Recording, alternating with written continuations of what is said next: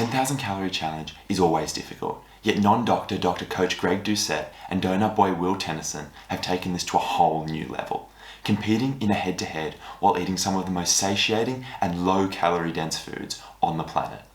Today, I'd like to share what we can learn from this competition, not just about eating and fitness, but about everyday life. So sit back, grab yourself a cup of tea or coffee, and let's get into it.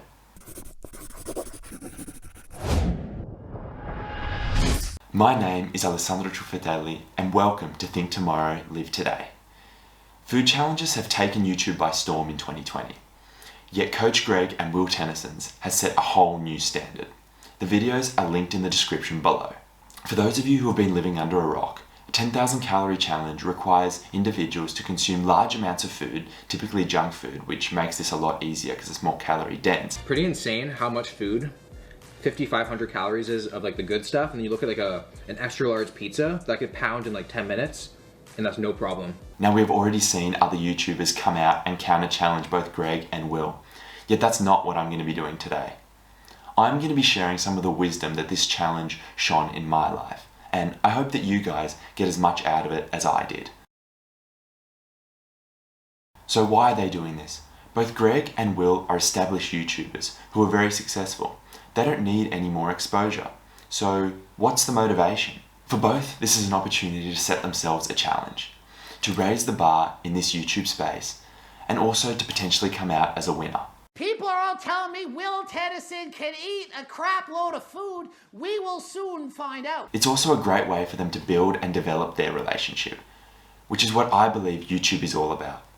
Creating meaningful relationships. For Coach Greg, this is a great opportunity to showcase his cookbook, to show just how low calorie and voluminous but extremely delicious his recipes are. Why don't I see people making these on YouTube? I don't understand. I see people making French toast all the time. Are you kidding me? Do you know what you're missing out right now? Do you know how good this is?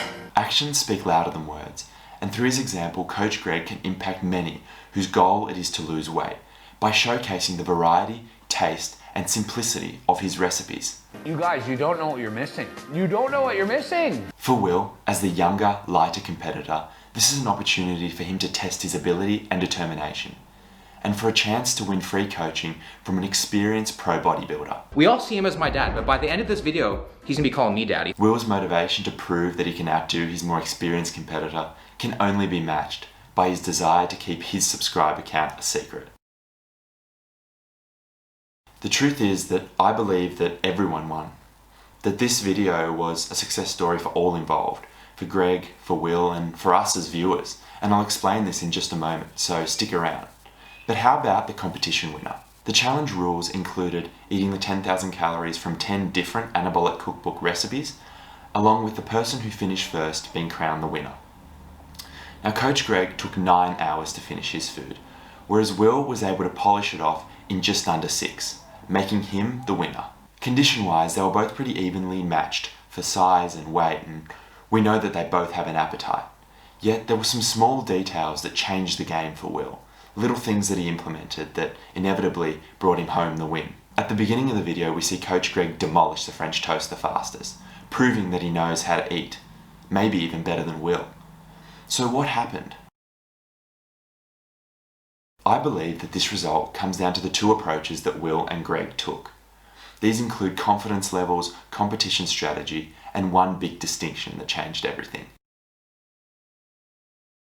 I can out-eat almost anyone. We'll see if I can out-eat Will here. This is probably the biggest meal I've ever had in my life, but I'm feeling fairly confident. It looks very colorful and just beautiful. Both were confident, yet Will seemed more determined to win. He had his eye on the prize all day.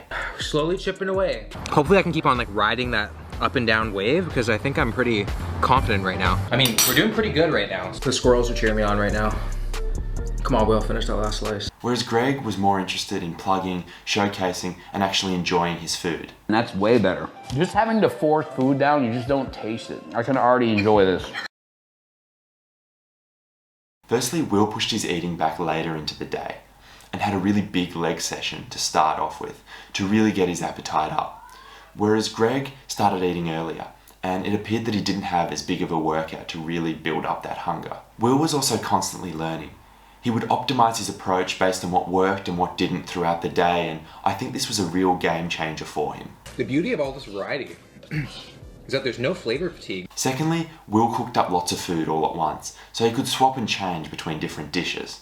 You think the meal has you at a certain point, then you switch the dish, and you get a whole new life. Greg ate dishes one at a time, which made sense for showcasing them, but meant that he got into a little bit of trouble at the end.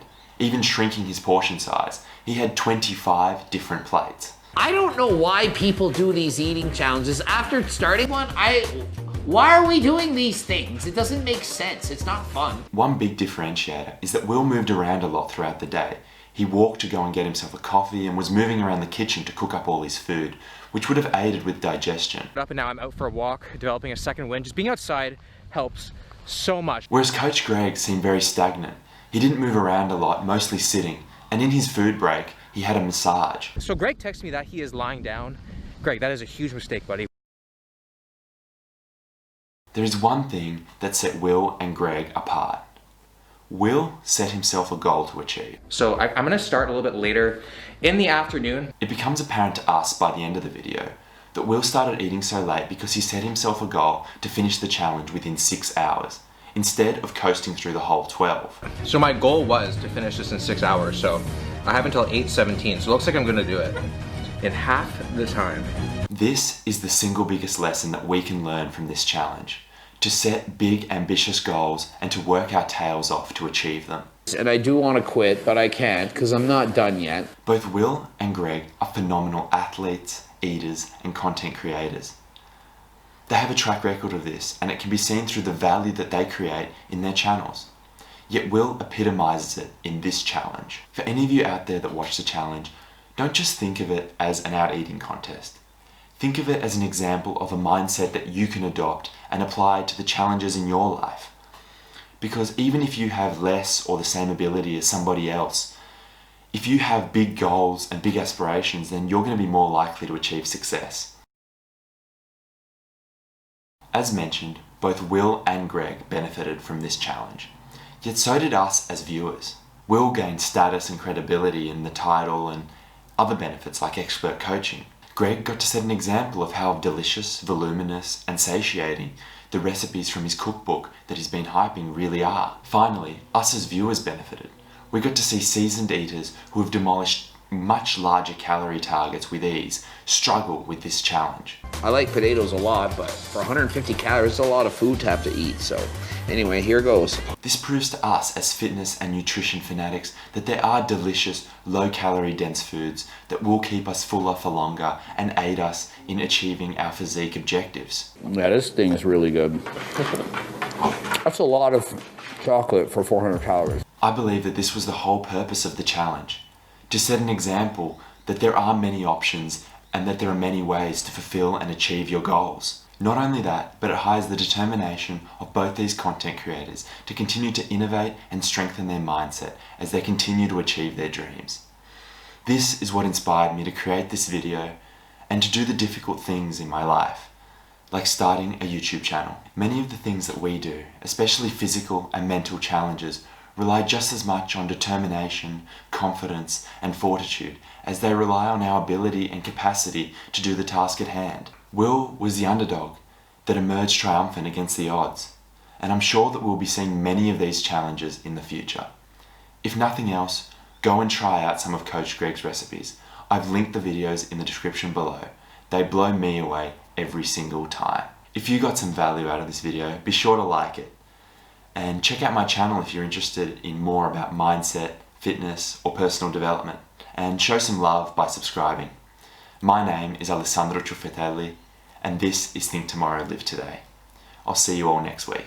That was easily the hardest challenge I've ever done in my life. Last bite, worst friggin' bite.